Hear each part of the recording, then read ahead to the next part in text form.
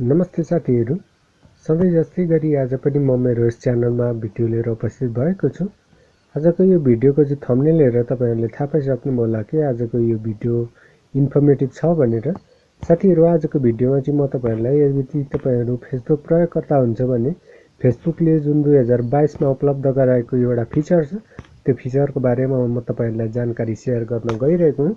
यदि तपाईहरुलाई पनि थाहा छैन कि फेसबुकको त्यो हिडन फिचरको बारेमा तपाईहरुलाई जानकारी छैन भने यो भिडियो अन्तिमसम्म हेर्नुहोस् र तपाईहरुलाई थाहा हुनेछ कि जुन फेसबुकले उपलब्ध गराएको हिडन फिचरको बारेमा तपाईहरुलाई थाहा हुनेछ।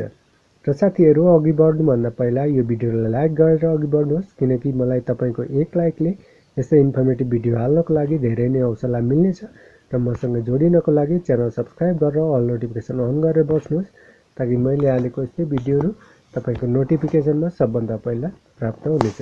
र साथीहरु, लागौं आजको जुन विषयवस्तु छ त्योतिर हामी केन्द्रित भएर लागौं र हामीहरु ढिला नगरिकन त्यो हिडन फिचरको बारेमा जानकारी लिन गइरहेको छौं।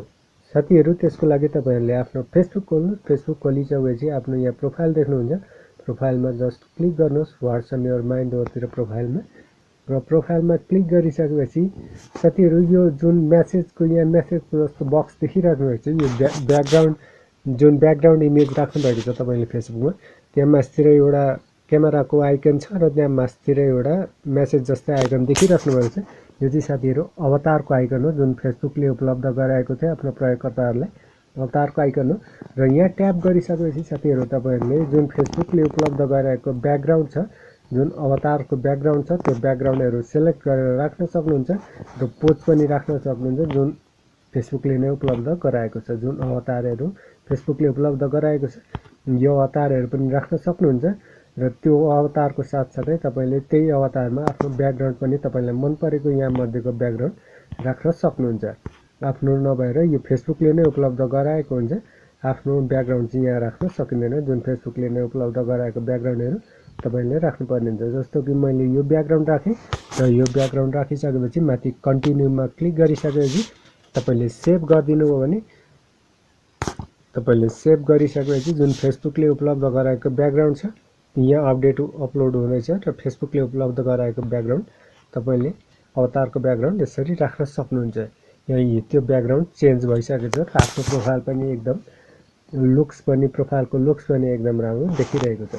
र साथीहरु, आज एउटा यही सानो जानकारी थियो, मैले तपाईहरुलाई फेसबुकले उपलब्ध गराएको फिचरको बारेमा जानकारी गराएको थिएँ। यदि तपाईहरुलाई थाहा थिएन त्यो फेसबुकले उपलब्ध गराएको जानकारीको फिचरको बारेमा थाहा थिएन भने यो भिडियो हेरिसकेपछि तपाईले थाहा पाइसक्नुभयो कि फेसबुकले उपलब्ध गराएको फिचरको बारेमा।